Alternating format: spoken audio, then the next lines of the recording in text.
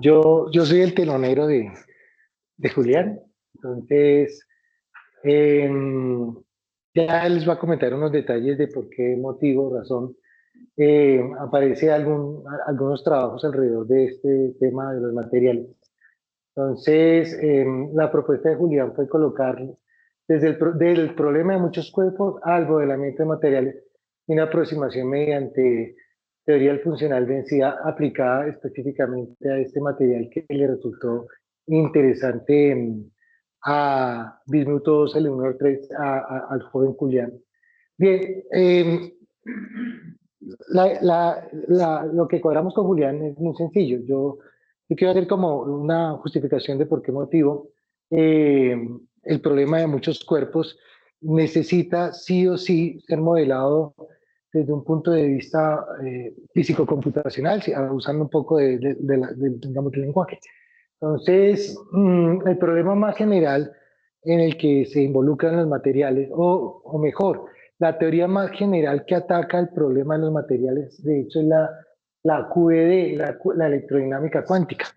De hecho, el problema de la materia condensada, no necesariamente en estado sólido, líquido, gaseoso o cualquier materia exótica, condensados o plasma, se resuelve en este marco teórico.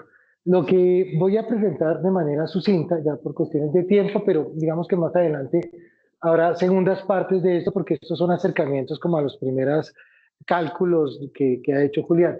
Les voy a tratar de transitar dentro de lo que me es posible para mí, desde la teoría electrodinámica cuántica hasta el problema específico del material que Julián y él ya les va a contar qué está haciendo con eso. Aquí uno ve algo que se conoce con el nombre de la densidad lagrangiana de la electrodinámica cuántica. Aquí hay unos términos. Por ejemplo, este es el tensor campo electromagnético. Aquí específicamente lo que encontramos es la ecuación para un fermión, específicamente de electrón, pero digamos está inmerso digamos, en un campo electromagnético que viene descrito, aquí está este de acá, que viene descrito por el cuadrivector A, donde el contenido físico de eso es potencial vector y potencial escalar, del cual se puede derivar. Entonces usted dice, bueno, este tema de acá finalmente es escribir cómo entiendo yo la materia, por ejemplo, en el curso de mecánica cuántica, para un sistema de partículas que interactúa, de partículas materiales que interactúa con luz, pero en un lenguaje muy sofisticado. Voy a hacer solamente un comentario. Mira, aquí está la ecuación de Dirac y aquí hay, digamos, términos de interacción. ¿Sí? Si pasamos de densidad lagrangiana a hamiltoniano, pues tenemos en el hamiltoniano energía de lo que uno piensa que es materia, ya aclararé algo sobre esto, la energía de lo que uno piensa que es energía específicamente contenida en el campo electromagnético y interacción en materia, a propósito de una exposición que vimos ayer, interacción en materia. ¿Qué es lo extraño de esto? Solamente voy a hacer un par de comentarios. Que todo lo que pensamos nosotros, que es partícula desde un punto de vista clásico, hasta la energía muchas veces la intentamos colocar en esos estatus, el fotón, digamos, en muchos escenarios uno lo termina tratando, aunque no quiera, por la formación mecanicista inherente a nuestro ser. Nosotros somos unos seres pura y meramente mecánicos que percibimos a través de los 5 sentidos, olemos, palpamos, escuchamos, y tratar de llegar a niveles de abstracción como el que voy a comentar es raro. Eh, eh, la materia finalmente y la energía se modelan como campos cuánticos, que son estas cositas que están acá. Esta otra cosita que anda por acá. Los campos cuánticos es un concepto que matemáticamente es muy difícil de extraer, porque un campo cuántico, si lo quiero ver desde un punto de vista funcional, es un objeto matemático que su dominio es el espacio-tiempo, X y T, pero sus rangos son unos operadores y que pertenecen a un espacio que se llama espacio de Fock, y que ese espacio de Fock está conformado como una suma directa de espacios de Hilbert que corresponden a sistemas físicos descritos bajo el marco de la mecánica cuántica, digamos, no relativista.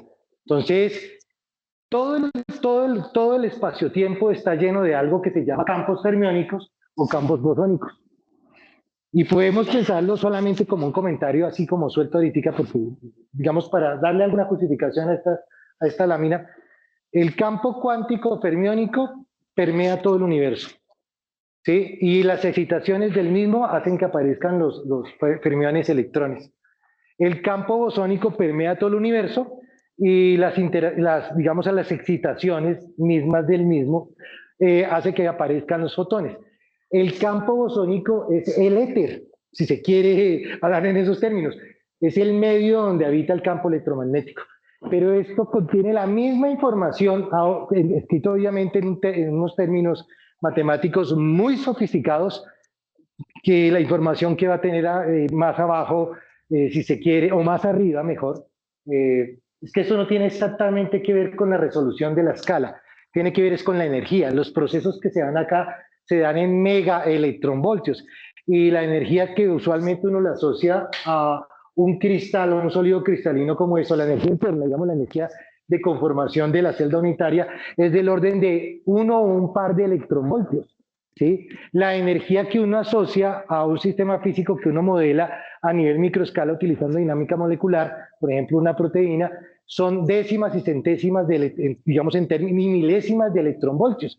Entonces es un tema energético el que permite que, o el que impide que realmente utilice esto, aparte que es intrínsecamente imposible resolver las ecuaciones para un sistema que se describe bajo el marco de la materia condensada. La materia condensada es todo. Toda la materia, nosotros somos materia condensada, sólidos, líquidos, gases, cristales líquidos, materia exótica como los condensados.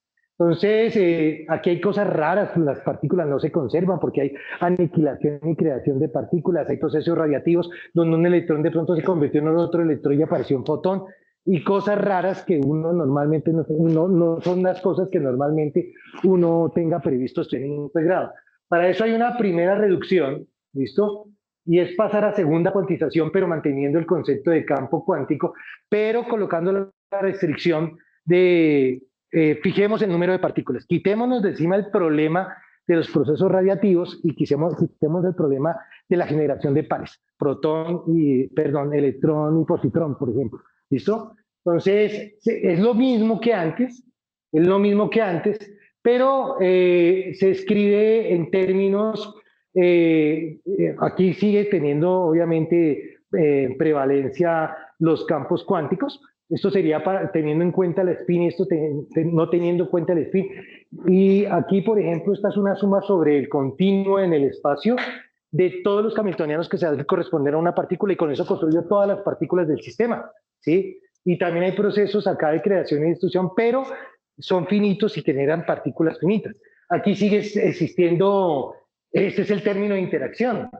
Aquí está la energía cinética de las pepas, por decirlo de alguna manera, y la energía y la energía del campo externo. El campo externo puede ser un campo electromagnético, específicamente me refiero a ese, de hecho. Aquí, sin entrar en muchos detalles, podríamos, partiendo de acá, tomar dos opciones. Si estoy interesado en tener en cuenta los efectos relativistas, se termina escribiendo de esta particular manera. Y aquí uno ve, ¿no? Entonces aquí está la relativización aquí está C, donde está C hay relativización. Es una palabra que yo uso en analogía como cuantización. Donde hay H o H barra hay cuantización. ¿Listo? Ah, mire, esta es la energía de vida de las masas. Las masas tienen energía. Aquí hay todo esto que está aquí, corresponde a la energía de las partículas en campos externos, pero partículas que se modelan o que, digamos, están en una muy buena amistad con la relatividad especial. Pero podría no tener en cuenta, digamos, la relatividad, y hay dos tipos de hamiltonianos. Sin relatividad, que sigue estando en segunda cuantización, pero este no considera el spin, y este que sigue estando en segunda cuantización y considera el spin. Tener en cuenta el spin acá hace referencia a que, digamos, en algún momento, eventualmente, a tener en cuenta interacciones que pueden tener las partículas, por ejemplo, las partículas masivas, por ejemplo, y con carga, con campos, por ejemplo, electromagnéticos. Aquí está un término que tiene que ver, entre otras cosas, entre muchas cosas, y más adelante este término, por ejemplo, tiene que ver con algo que se llama correlación e intercambio. Pero aquí tiene que ver con interacción spin-spin, spin-órbita y cosas de ese estilo. Si me bajo más, ya caigo un hamiltoniano en primera cuantización. Ah, este es amable, ya se lo entendí. Porque la ecuación de Schrödinger asociada por postulado a este hamiltoniano me permite encontrar una solución a esa ecuación diferencial que depende de toda, en la representación de posición de todas las coordenadas de las partículas, sean lo que sean, ¿sí? Pero está esto. ¿Y esto qué es? Está la interacción por pares, ¿sí? No lo mencioné, pero esta interacción por pares, arriba, solamente por comentario, no es por chicanear ni nada, esto tiene que ver con algo que se llama los fotones virtuales, ¿sí? No son fotones que se puedan evidenciar. Pero bueno, entonces, ¿esto qué es? No, esto es el hamiltoniano de muchas pepas, tienen energía cinética, están metidas en un campo externo, electromagnético en general, ¿listo? Y hay interacción por pares entre ellas. Oye, ¿por qué no hay más interacciones? Esas interacciones por pares es, esta pepa interactúa con todos los pares del sistema. Pero hay otro tipo de interacciones que se podrían tener en cuenta, pero en los sólidos no caben, como interacción por tríos. Esta con este par y así sucesivamente, y así con todo el sistema. Aquí explícitamente ya caigo a una situación donde las partículas específicamente son partículas con estructura que son los núcleos. ¿Por qué con estructura? Porque están hechas de cosas más fundamentales, protones y neutrones, que también son con estructura, que están hechas de cosas más fundamentales. Ah, mire, energía cinética de núcleos, energía cinética de electrones, energía de interacción electrón-electrón, energía de interacción vía potencial coulombiano. Yo reemplacé el campo cuántico desde por allá arriba por esto, ¿sí? Energía de interacción núcleo-núcleo, energía de interacción núcleo-electrón, ¿listo?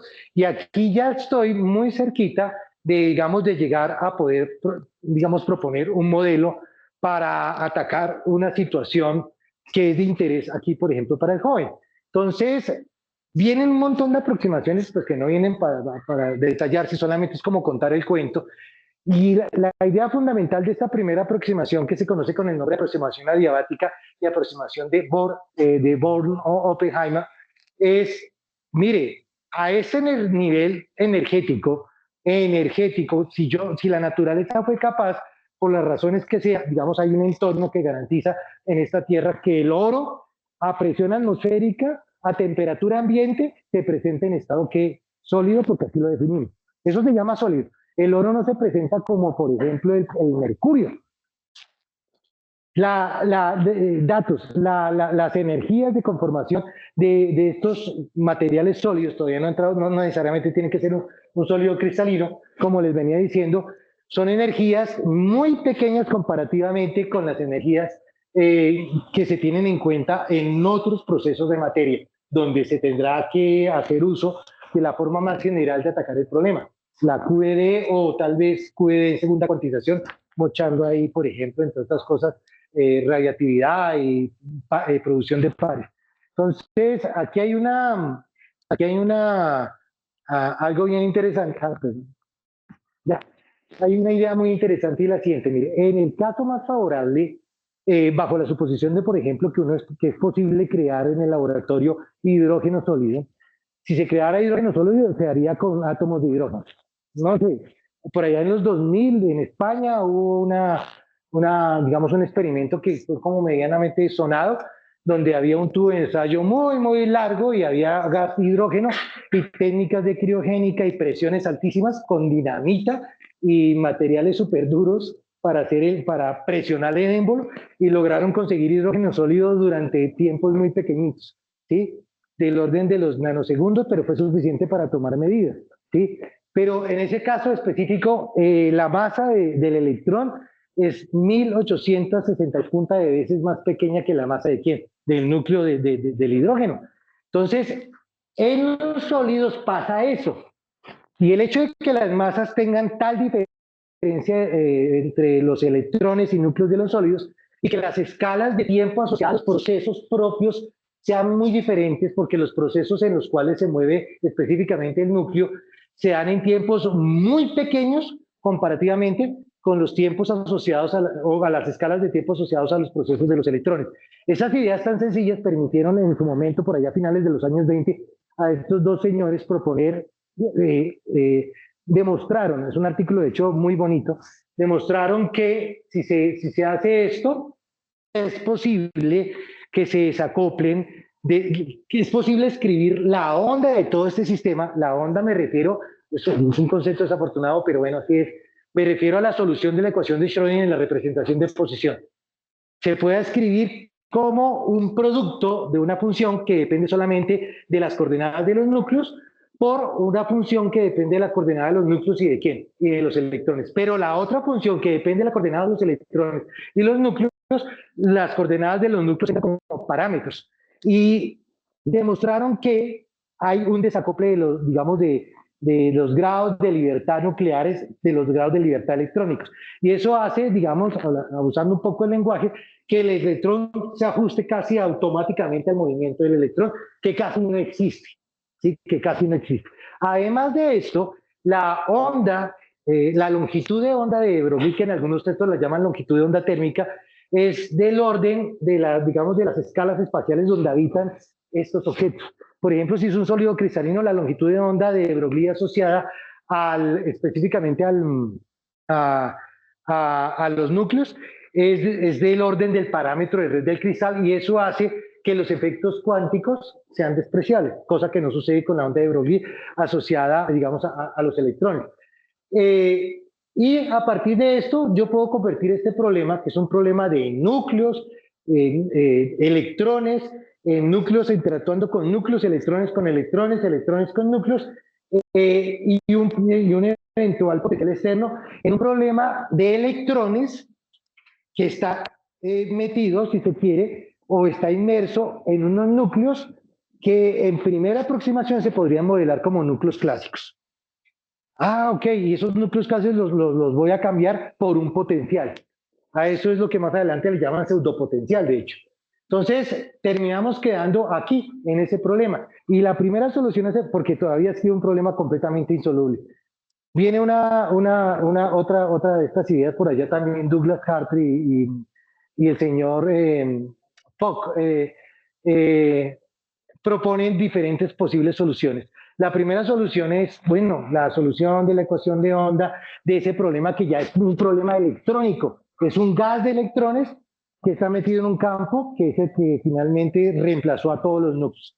Entonces él propone, no, mire, la solución a la ecuación de Schrödinger de esta cosa debe ser simplemente un producto de las funciones de onda individuales que corresponden a cada uno de los electrones, y cada electrón siente al resto como, como un promedio del resto. Eso se llama aproximación de campo medio. Tiene problemas porque en ningún momento se tiene en cuenta un hecho que entra ahí a la mala, pero se puede demostrar, tiene que ver con algo que se llama el teorema de spin estadística, y es no tener en cuenta el spin. Entonces no tiene en cuenta la condición fuerte que es la antisimetría de la función de onda. Sin embargo, está la propuesta de Hartree, que es reemplazar este sistema de n electrones inmerso en un campo eléctrico externo por un sistema de muchos electrones individuales acoplados, ¿sí? Muchos electrones, y que se puede resolver de forma autoconsistente. Ya veremos más adelante qué significa eso. Fock corrige, digamos, el problemita del spin, introduce el spin, y al introducir el spin o la condición fuerte del principio de exclusión de Pauli, es decir, exigir la antisimetría de la función de onda, que entre otras cosas hace que surja algo que se llama término de intercambio, que tiene que ver con la simetría, que si la función de onda intercambio par de coordenadas de todos los electrones, la función que termina escribiendo el sistema tiene que tener un signo por ahí menos. ¿Listo? Así comentaba a grandes rasgos. Fock corrige eso, y cuando la función de onda se exige que sea antisimétrica, hay algo muy interesante, se escribe como un determinante que recibe el nombre de determinante de Slater, que por cierto es un físico famoso que tiene muchos libros, entre otros un libro de mecánica cuántica muy bonito. Mire, en ambos casos se reemplaza el sistema real por un sistema de n electrones metido en un campo, cuya solución es una función que depende de todas las coordenadas de los electrones, por un sistema de ecuaciones que tienen la misma forma de la ecuación de Schrödinger, pero para electrones en un potencial externo que es el de campo medio. ¿Listo? Y se soluciona de manera autoconsistente, de manera muy sencilla, entre comillas. Aquí es donde viene la implementación computacional, pero la idea es poderosa. Se parte de la exposición de un potencial externo. Con ese potencial se alimenta la ecuación de Schrödinger para resolver cada partícula. En teoría se hace numéricamente. A resolver la ecuación de Schrödinger encontramos hablemos en diminutivo, la funcioncita de onda del electrón iésimo. ¿Listo? Con esta construyo la densidad electrónica, no la densidad de carga. La densidad electrónica que tiene que ver en la interpretación de la Escuela de Copenhague con la probabilidad de encontrar la partícula si estamos en la representación de posición en un sitio en el espacio. Por eso aquí no va multiplicado por la carga. Con eso construyo la densidad electrónica. Con esa densidad electrónica construyo la densidad de carga con la que alimento la ecuación de Poisson. Y de ahí saco, ¿qué cosa? El potencial. Y si ese potencial, en teoría, es igual a este, en la práctica no es, exijo que la resta de los dos sea algo, ¿sí? Termina el proceso de autoconsistencia, si no se repite. Y así termino resolviendo el problema de autoconsistencia. Bien, el siguiente modelo es, digamos, uno de los modelos más interesantes que han surgido para resolver el problema de muchos cuerpos bajo el marco de la mecánica cuántica, y es el modelo que se conoce con el nombre de teoría del funcional densidad. Algunos consideran que es una formulación alternativa de la mecánica cuántica de sistemas en el estado base. Eso hay que aclararlo. Entonces, ellos demostraron, hay dos teoremas, los teoremas que se conocen con el nombre de Hockenberg y Kohn, de Kohn y Chan, y después aparecen algo que se llama las ecuaciones de Kohn y Chan, ¿listo? Demostraron que la energía de ese tipo de sistemas, ¿cuál sistema? Pues del gas de electrones, un gas de electrones por el momento, ¿sí? Pero con unas ciertas condiciones energéticas que me permiten perfectamente, digamos, modelar sistemas físicos naturales que se presentan en estado sólido y líquido también se podría, de hecho. El tema gaseoso no es exactamente así, pero bueno, después haremos algún comentario. Listo. La energía del sistema es funcional único de la densidad electrónica. Con tal suerte que si yo minimizo este funcional, la energía corresponde exactamente con la energía del estado base. El proceso de minimización de funcional es exactamente que el proceso de minimización de funcional lagrangiano y que me produce las ecuaciones de Euler-Lagrange. O sea que estas ecuaciones que aparecen aquí son las ecuaciones de Euler-Lagrange de este sistema. Se llaman ecuaciones de Kohn-Chan en honor a estos señores, el señor Kohn y el señor Chan. Y se resuelven exactamente igual, pero al hacer esto, evidentemente aquí ya está incluido algo que se llama el intercambio, que viene desde por allá arriba, desde la electrodinámica cuántica, pero aquí aparece explícitamente otro término que es correlación. Entonces aparece correlación e intercambio, los dos términos se involucran acá. Algunas veces uno escucha en las exposiciones, no, intercambio es que yo le meto mano al sistema y cambio las dos partículas, no es eso. El intercambio tiene que ver con el hecho de manipular en una hoja, aquí, las posiciones de las partículas. ¿Sí? Y la correlación no es que esta partícula se correlaciona con todas las del sistema. La correlación tiene, digamos, no sé si existe alguna analogía a eso, es algo pura y meramente cuántico, ¿sí? Es un efecto que surge aquí, el proceso de minimización, aparece este potencial, y digamos que incluye no solamente ese hecho, porque ese hecho es real, sino todos los efectos cuánticos que pueda tener este cosa, o que se puedan asociar a él.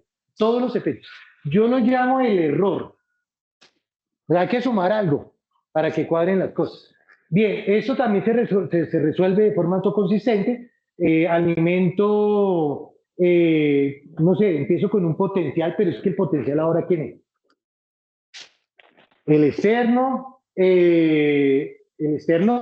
pues un campo electromagnético, uno de interacción y el de correlación e intercambio. Resuelvo la ecuación de Schrödinger para cada una de esas partículas.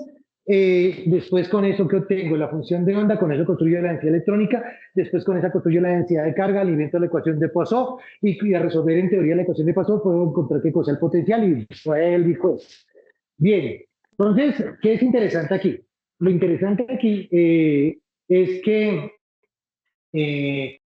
Este método, que todavía no, digamos, no dice en qué momento va a resolver un sólido cristalino, este método es capaz de resolver en principio cualquier sistema físico al que se le puedan asociar energías del orden de las que mencioné hace un rato, del orden de algunos cuantos pares de electronvoltios. O sea que los sólidos, particularmente los sólidos cristalinos, son unos muy buenos candidatos para ser atacados por este método. Y tienen limitaciones, porque esta es una formulación, si se quiere, usando, según algunos, por ejemplo, Camilo Espejo, que está actualmente en la Universidad del Norte, habla de que, y él lo defiende, y él es desarrollador certificado de Avinif, o sea, no es ningún pintado. Entonces, él dice, esta es una formulación de la mecánica cuántica en el estado base. O sea, esto no va a poder predecir estados que excitados. Bien, aquí hay unos comentarios, solamente muy rápidamente, de cuáles son las técnicas que se utilizan para modelar este funcional de acá de correlación intercambio. Pues usualmente se utiliza, hay un modelo antiguo que está planteado en un manual de alguna metodología, que es la de Bien 2K, que acude a lo siguiente, esa cosa se puede construir de manera exacta en un gas de electrones homogéneo. Y a partir de ese gas de electrones homogéneo, hago ciertas perturbaciones, ciertas consideraciones y propongo un ANSAS para construir, digamos, la energía de correlación e intercambio para sistemas altamente correlacionados como este que estamos mencionando acá.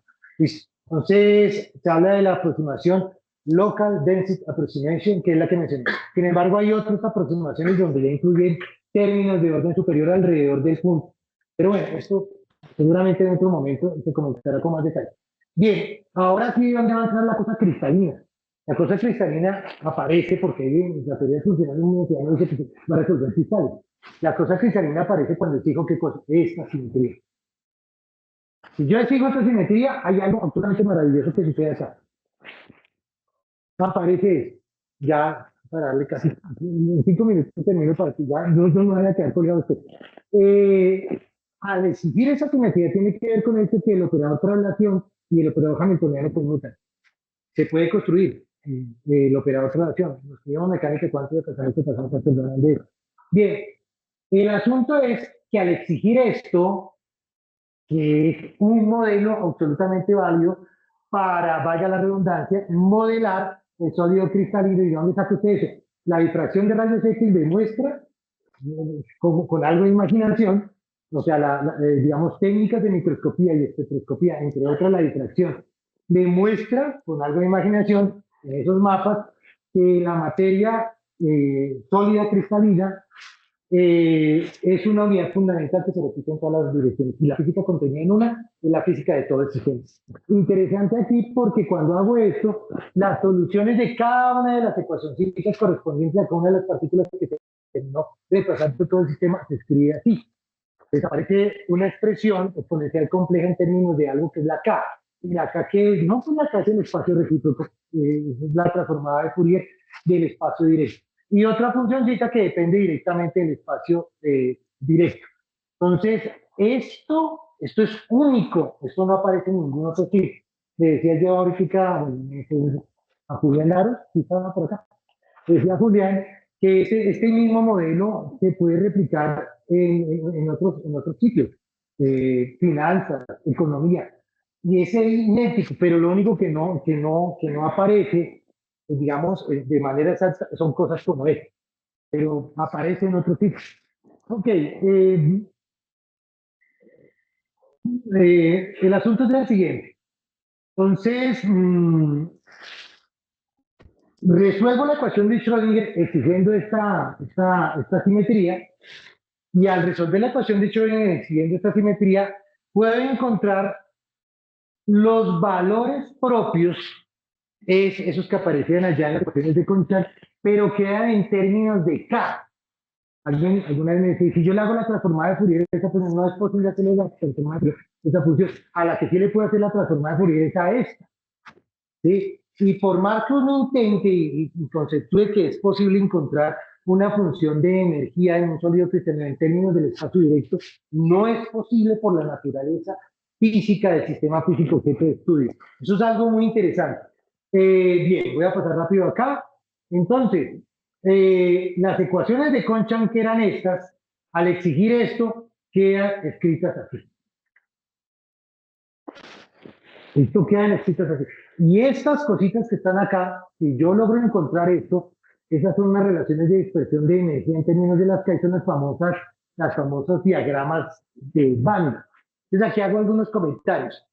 O sea que toca pintar la energía total del sistema, no solamente es esta, no es solamente la suma de esto, sino es todo lo funcional de energía que apareció en la, ¿sí? Pero estas que están aquí son las famosas bandas de energía, eso se le da este nombre. Entonces, uno podría construir la energía del sistema en términos de K, por ejemplo, en coordenadas cartesianas, en términos de KX, Y, KZ. Y aquí hay alguna cosa muy interesante.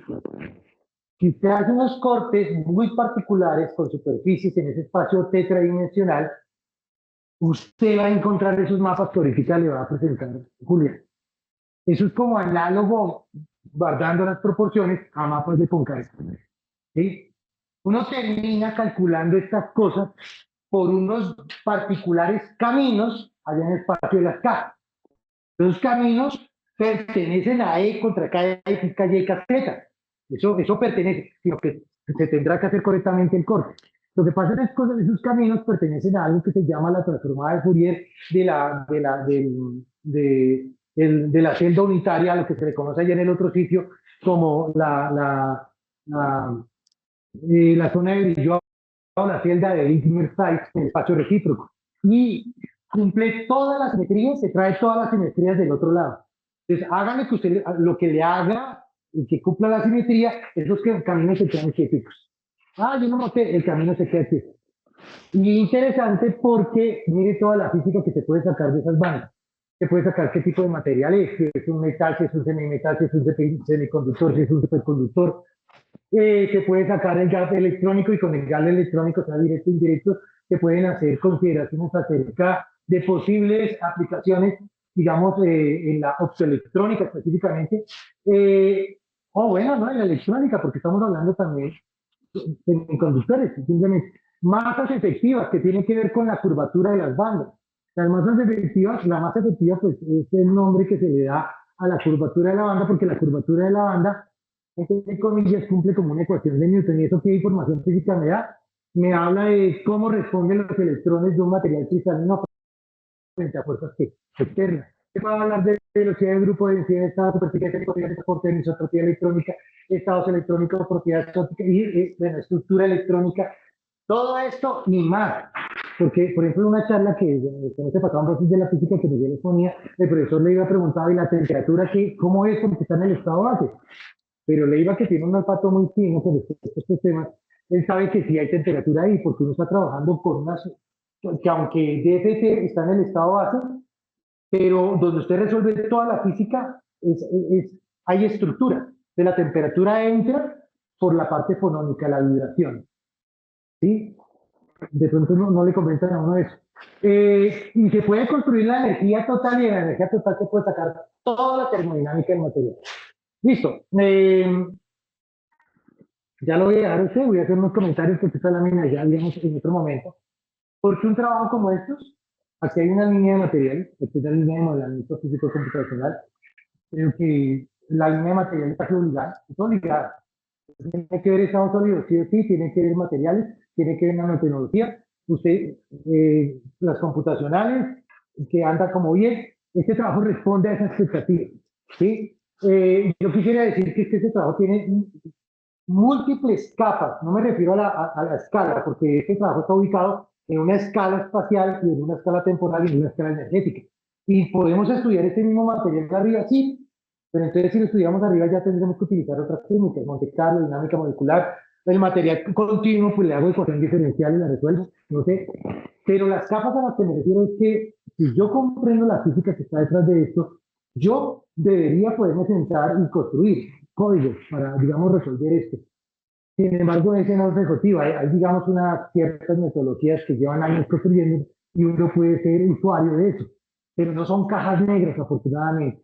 Ahorita lo voy a comentar. Al no ser cajas negras, el estudiante puede manipular el código con cuidado, porque después de que usted tenga instalado eso, no se vaya a poner a meterle la mano en el código, sino sáquele una copia, ¿no?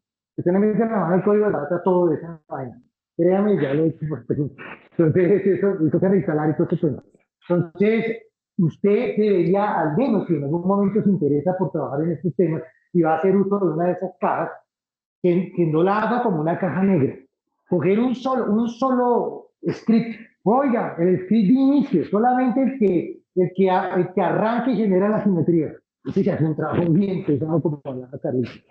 Lo que pasa es que aquí estos tipos son unos toderos.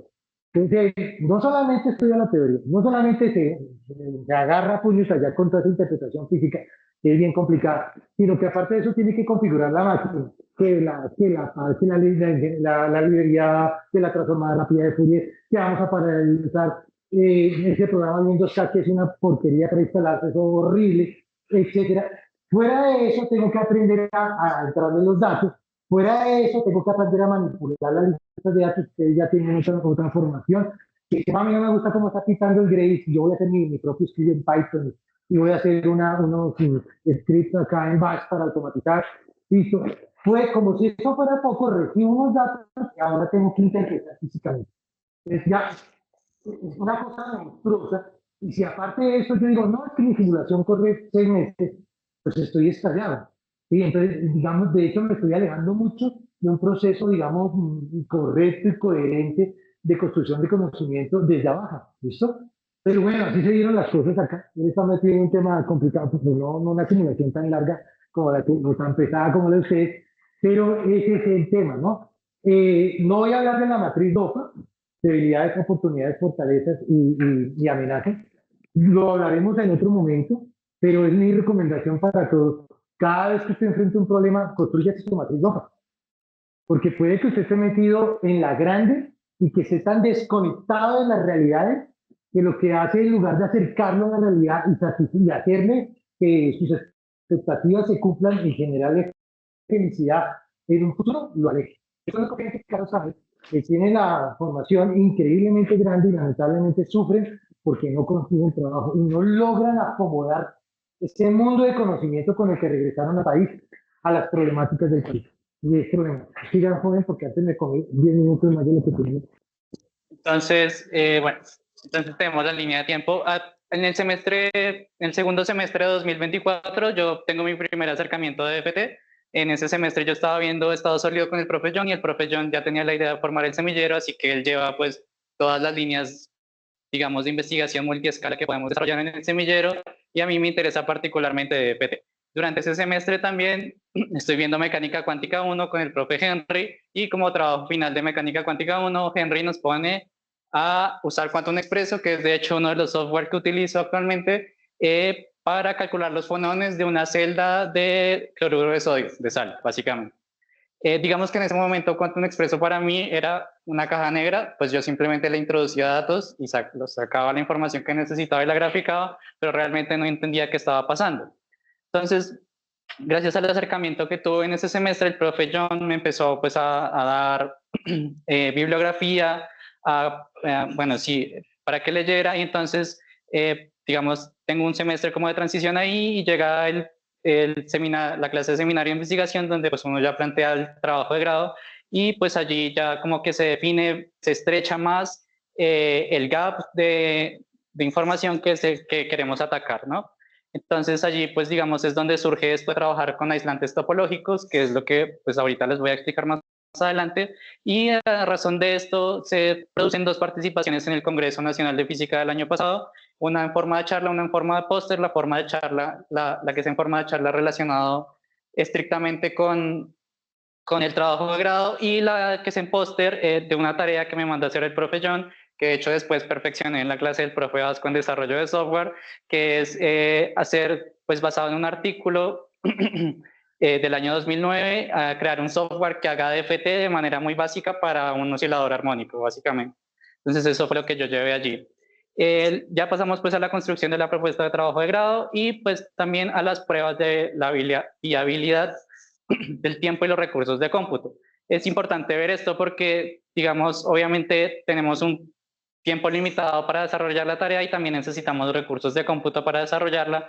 Y si proponíamos algo demasiado grande que no nos alcanzara el tiempo o los recursos de cómputo, pues iba a estallar y pues esa no era la intención, ¿no? Y pues ya estamos en la fase final, que es empezar a cumplir con el cronograma del trabajo de grado previsto como tal. Entonces, ¿cuál es la propuesta de trabajo de grado? Se llama caracterización ab initio de volumen y superficie en tetradimitas, exploración de su viabilidad en la detección química. Bueno, ya como tal en el título ya hay mucha física, entonces voy a explicar un poco acerca de esto. Caracterización ab initio o de primeros principios nos habla acerca de que lo que estoy tratando son con técnicas de primeros principios, es decir, me estoy basando en cosas teóricas, no estoy tratando con nada experimental. De volumen y superficie, porque, bueno, esto es importante, voy a pasar a esta diapositiva, la tetradimita, que es el tipo de compuestos que nosotros queremos estudiar, tiene como este tipo de estructura que está organizado en estas cosas que se llaman quintuple layers, o pues como capas quíntuples, básicamente. Entonces, los dos materiales que seleccionamos para tratar son el bismuto seleniuro o bismuto 2, selenio 3 y bismuto 2, telurio 3, y las dos pues se organizan de la misma forma. En el bismuto 2, telurio 3 simplemente pues reemplazamos los átomos de telurio por telurio, de selenio por telurio, perdón. Y pues digamos que tenemos estos quintuple layers que cumplen una función, o bueno, nos hablan de una física importante, y es que entre ellos están muy unidos por fuerzas pues asociadas a los átomos, pero entre quintuple layers están unidos a través de fuerzas de Van der Waals que pues son débiles en comparación con las otras, y por lo tanto nos permiten tratarlas como superficies. Entonces, listo, ya he explicado eso. Entonces, digamos, el profe John siempre quiso darle, o siempre me dijo que teníamos que darle una aproximación a la aplicación a lo que estábamos haciendo. Entonces, lo que nosotros queremos hacer es explorar la viabilidad de este tipo de materiales en la detección química. Ya vamos a ver por qué esto pues tiene sentido, digamos, ¿no? Entonces, en cuanto al objetivo general, se plantea estudiar mediante DFT las propiedades electrónicas en volumen, superficie y absorción de estos dos compuestos, evaluando cómo la absorción modifica los estados superficiales de Dirac y cómo esto nos lleva a la posible aplicación en sensores químicos. Y ya pues aquí tenemos una serie de objetivos específicos, que sería construir y relajar la estructura cristalina del bulk, es decir, del volumen, que sería todo lo que está encerrado por la superficie, sin contar la superficie, con SOC, que es uno de los...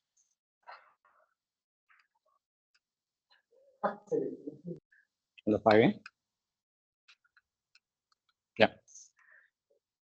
Que es uno de los, digamos, efectos cuánticos, mecánico-cuánticos, que surgen a partir de la introducción de la relatividad bueno, en tratar un problema mecánico cuántico justamente, y pues digamos calcular la estructura de bandas, I2, del bulk, del slab, estudiar la absorción de las moléculas, de este tipo de moléculas, probablemente escojamos solo un par de estas, en sitios representativos de la superficie, calcular cómo las energías de absorción, cómo eso cambia las densidades de estados y producen desplazamientos en el nivel de Fermi, y también posibles aperturas del gap de Dirac.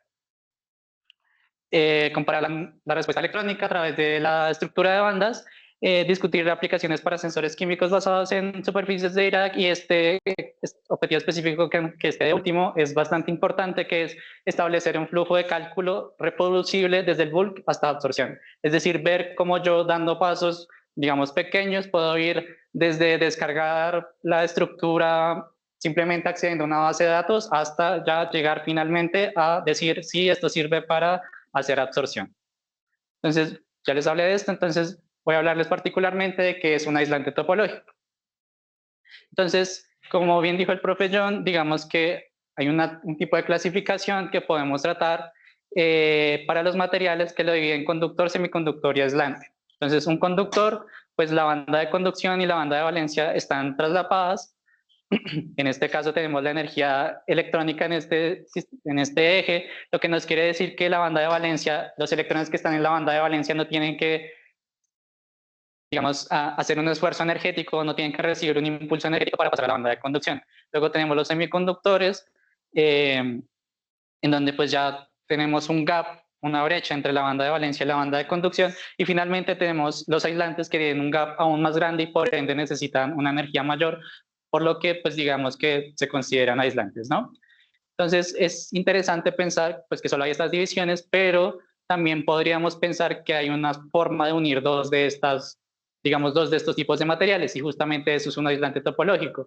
Entonces, un aislante topológico es un material que es un conductor en el volumen, es un conductor en el volumen, pero, no, perdón, es un aislante en el volumen, pero es un conductor en la superficie. Y estos estados de conducción en la superficie están protegidos topológicamente. Entonces, bueno, sí, chévere saber que es un aislante topológico, pero ¿por qué trabajar con aislantes topológicos es interesante? Entonces, a diferencia de los materiales convencionales, los aislantes topológicos permiten un transporte robusto frente a defectos e impurezas. Esto es particularmente importante en temas como computación cuántica topológica, donde esto puede darnos soporte físico robusto frente a la decoherencia que sufren los qubits o los estados cuánticos asociados a los qubits, y pues así podemos protegerlos topológicamente. Aquí creo que es buen momento de hacer digamos, de decir esto. Topológico no se refiere a algo de la geometría como tal de mi material, es decir, no es que tenga una forma rara o algo así, sino topológicamente quiere decir que los estados cuánticos asociados a los electrones presentes en esa estructura, en ese material, en ese cristal, están protegidos, y para que cambie esa forma de ese estado cuántico tiene que haber como un golpe muy duro, digámoslo así. Digamos, entonces son muy buenos para resistir defectos o impurezas en las superficies, básicamente.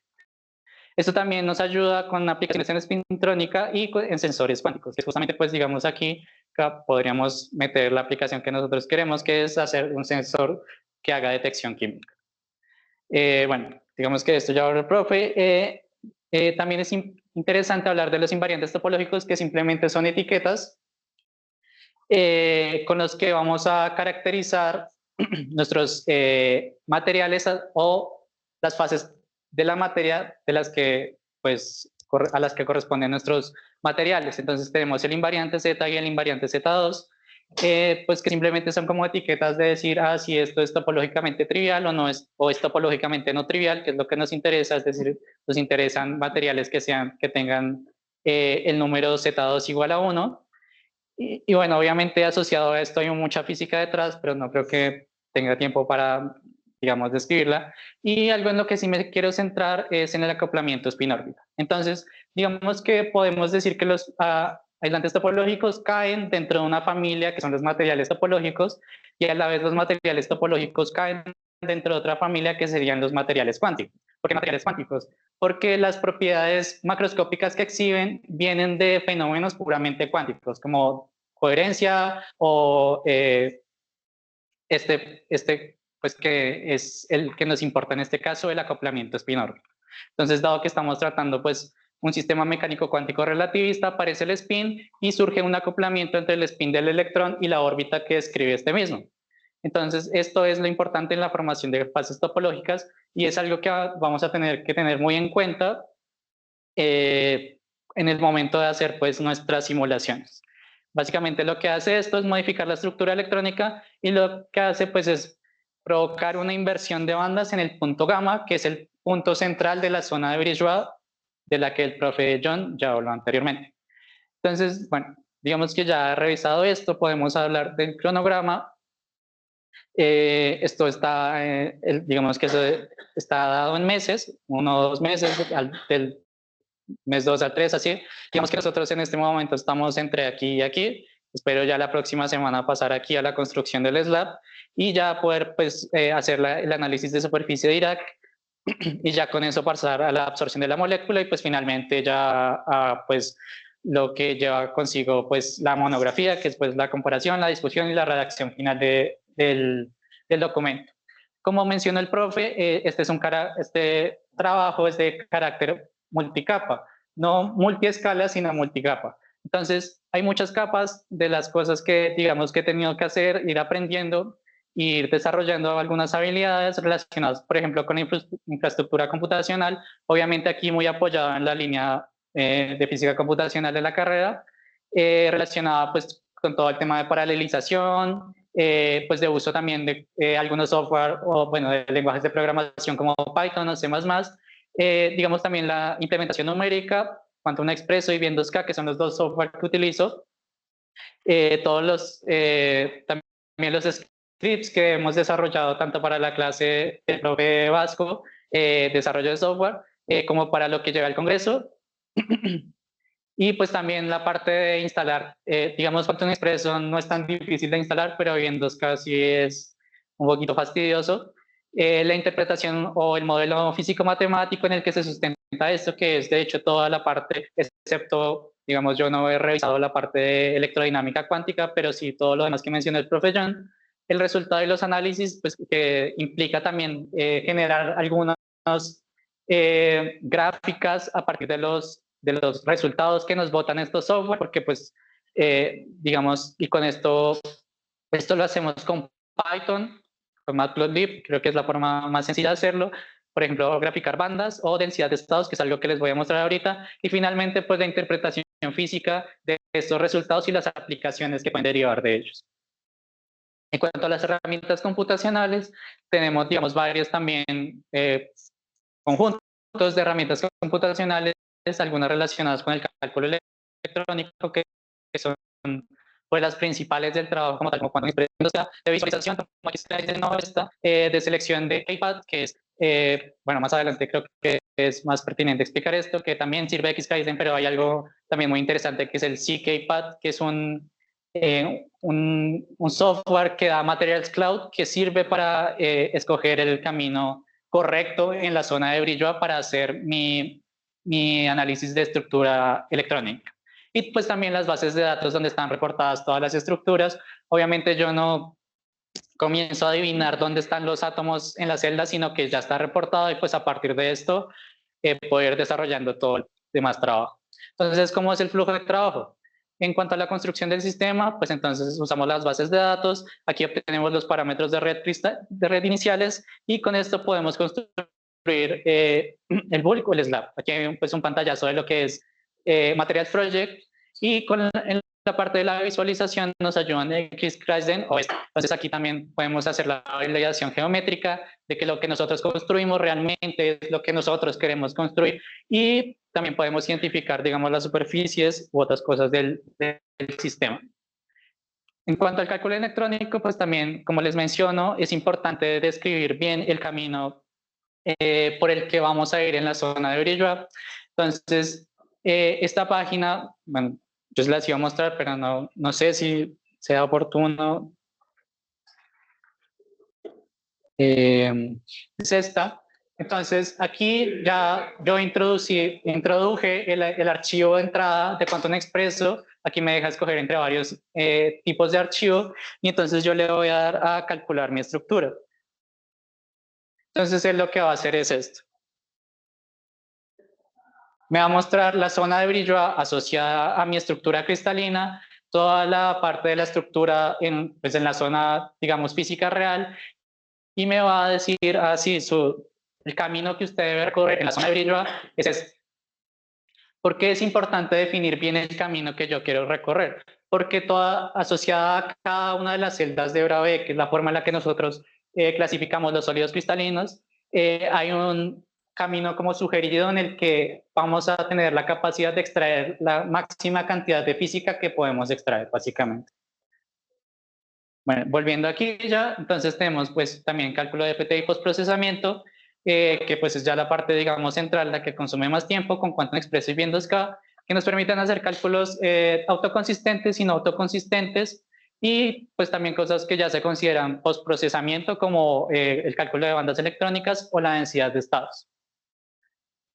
Ahora, ¿por qué usamos dos software diferentes? ¿Por qué usar Quantum Expresso y Bien 2K?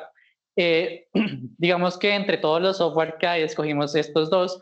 Primero porque Quantum Expresso, digamos que ya lo sabía medio manejar y además es gratis. Y Bien 2K porque, digamos, permite una comparación, una validación, hacer una validación a Quantum Expresso. Y también pues porque el profe John podía facilitarme la licencia del mismo, ¿no? Entonces, aunque estos dos funcionen básicamente con DFT, es decir, digamos, sustentados en la misma teoría física, no hacen las cosas de la misma manera. Entonces, cuando un expreso, por ejemplo, usa como base matemática ondas planas, para proyectar allí las funciones de onda de los electrones y a través de las ondas planas, a través de muchas ondas planas, construir, digamos, la función de onda verdadera de los electrones, ¿no? O acercarnos a construir esa función de onda verdadera de los electrones. Mientras que Wien2K usa un método que se llama ondas planas amplificadas más orbitales localizados, que es un método más preciso. ¿Qué es lo que está sucediendo aquí? Aquí todo el espacio de la celda, de la zona de Brillouin o de la celda primitiva se llena con ondas planas. En Wien2K, yo lo que hago es generar una serie de esferas alrededor de los núcleos y estas esferas deben ser no solapantes, es decir, no se deben tocar entre ellas mismas, y los espacios en los que, estos espacios intersticiales en los que no se tocan, los lleno con ondas planas, básicamente. Entonces, esto me permite hacer que sea más preciso, porque cuando trabajo con ondas planas, hay un problema en que entre más esté cerca el electrón del núcleo, pues menos información voy a poder sacar, y entonces es allí donde cuando me expreso para, pues, digamos, solucionar esta deficiencia o, pues, pensando justamente en esto, crea los pseudopotenciales que son los que me van a relacionar y me van a dar la información de todos los electrones que están más cerca del núcleo. Estos pseudopotenciales, pues, digamos que son creados a partir de evidencia experimental, entonces me va a decir en tal posición, digamos, se crea un campo y por ende en ese campo el electrón va a sentir este tipo de fuerza y de esta magnitud, digamos. Mientras que aquí es simplemente all electron, es decir, voy a tener que el potencial es completo y todos los electrones, todos los potenciales de todos los electrones se van a calcular. Esto lo hace más preciso, pero también más costoso computacionalmente. Entonces, Quantum Expresso es más versátil y pues Wien2K me permite una descripción más detallada del sistema. También hay otra cosa que les iba a mostrar. Digamos, yo manejo Quantum Expresso a través de la interfaz gráfica. Aquí hay un archivo de entrada de ejemplo, pues no los quiero agobiar con esto, pero pues simplemente aquí es importante decir, para nuestro caso, por ejemplo, que dado que yo estoy trabajando este archivo de entrada ya es para trabajar con acoplamiento spin-órbita, tengo que activar estas dos opciones, que son las que me dicen efectivamente usted está trabajando con acoplamiento spin-órbita, y además los pseudopotenciales asociados a los dos átomos con los que estoy trabajando tienen que ser relativistas, dado que pues este es un efecto relativista. Y en cuanto a Wien2K, pues yo quería mostrarles que puedo acceder a un servidor que tengo montado aquí para trabajar desde la API de Wien2K, una GUI, digamos.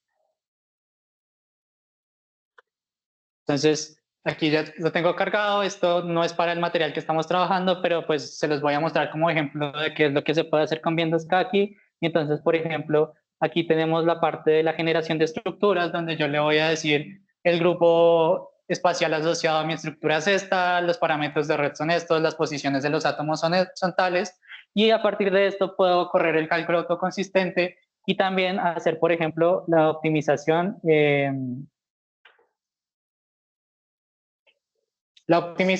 del volumen con la energía. Entonces, ¿esto qué me va a permitir?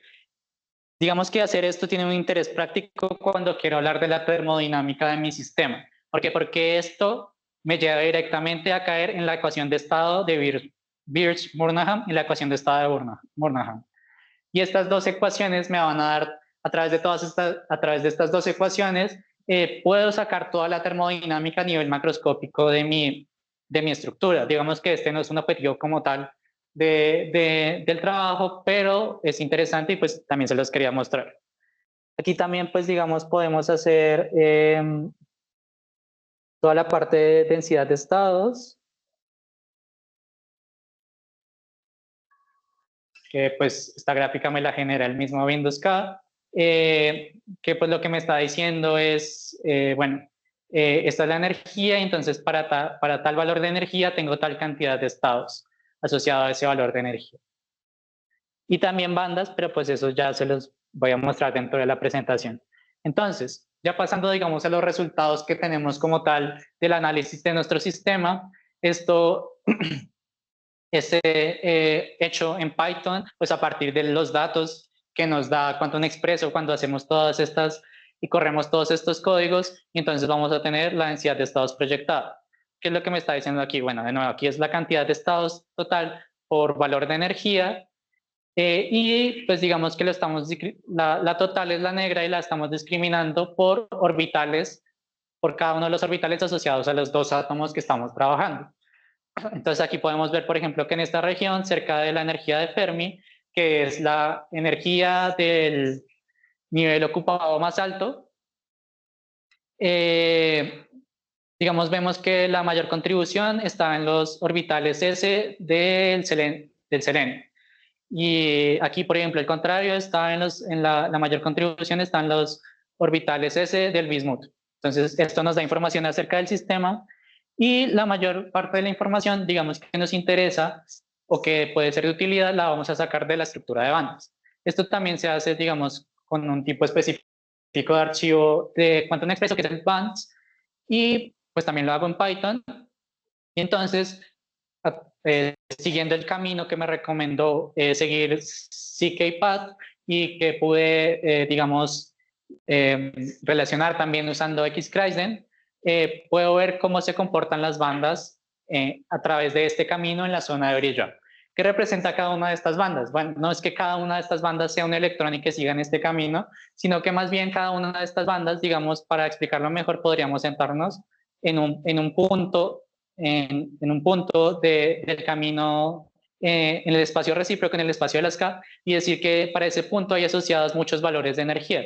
Todos esos valores de energía son la solución a la ecuación de Schrödinger, que bueno, realmente es la ecuación de las ecuaciones de Konigshamn, que nos van a dar los valores de energía para los estados ocupados, dado que, como el profe John dijo, estamos tratando con la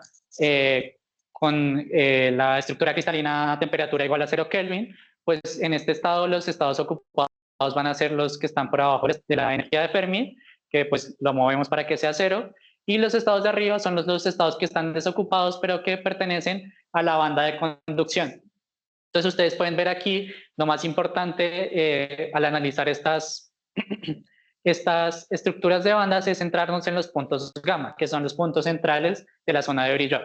En los puntos centrales de la zona de brillo es donde está la mayor parte de la física y donde está la mayor parte de las cosas que nos interesan entender sobre el material. Entonces podemos ver que aquí hay un pequeño gap, es de aproximadamente 0.3 electronvoltios entre la curva superior de la banda de valencia y la curva más inferior de la banda de conducción. ¿Qué es lo que nosotros queremos ver aquí? ¿O qué es lo que pretendemos ver aquí? Digamos que esto es para bulk, entonces no se ve lo que queremos ver, pero cuando hagamos superficie lo que vamos a ver es que esta curva o algunas de estas curvas van a pasar aquí, las azules van a pasar acá y las rojas van a pasar acá. Eso es lo que nos va a decir es que hay una inversión de bandas justamente generada por el acoplamiento spin-órbita. Y lo que nos va a decir eso es, bueno, sí, efectivamente su material es un aislante topológico. Digamos que una forma también interesante de plantear esto o de analizar esto es combinar las dos cosas que he mostrado, la densidad de estados y las bandas. Esta gráfica, digamos, se denomina fat bands o bandas proyectadas porque, digamos, aquí está chiquito, pero yo se los digo, las esferitas con color rojo pertenecen a los orbitales P del bismuto y las esferitas con color azul a los orbitales S del bismuto. ¿Qué es lo que quiere decir esto? Que donde podemos ver esferas azules, la contribución energética, la contribución energética viene más que todo de los orbitales P del selenio, mientras que donde vemos las olas rojas, tenemos la contribución de los orbitales P de bismuto. Cuando esto es sin SOC, entonces cuando yo activo el SOC, vemos que hay un cambio, y ese cambio pues puedo notarlo mejor acá. Estoy justamente en el punto gamma, estoy haciendo un acercamiento al punto gamma, mientras que sin SOC los orbitales P del bismuto están arriba, o la contribución de los orbitales P del bismuto permanece en la banda de conducción, y la contribución de los orbitales P del selenio permanece en la banda de valencia.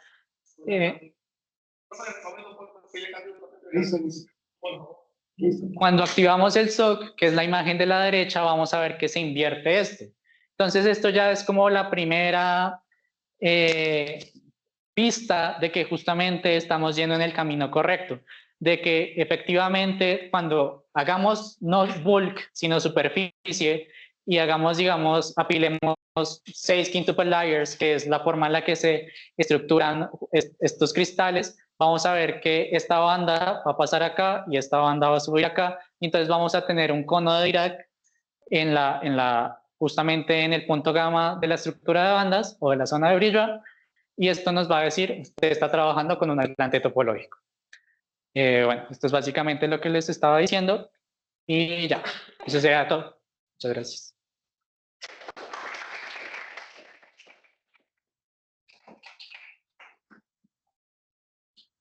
¿Preguntas?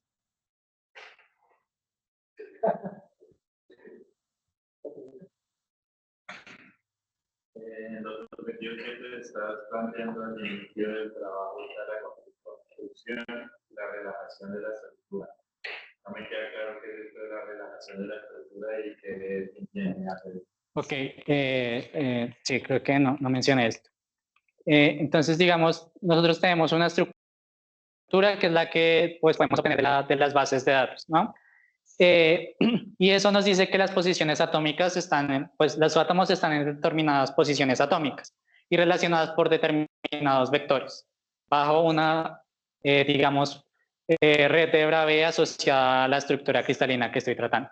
Cuando yo hago un relajamiento de la estructura, lo que le estoy diciendo es, comience a mover los átomos en distintas posiciones, obviamente cercanas, hasta que la presión que sienta y la fuerza que sienta la estructura sea prácticamente cero o muy cercana a cero. Esto que nos quiere decir que estas efectivamente las posiciones atómicas, digamos, reales, tratadas bajo las aproximaciones que yo estoy haciendo. Y ya partiendo de esa estructura relajada es que comienzo a hacer todo el proceso de autoconsistencia y luego densidad de estados y bandas.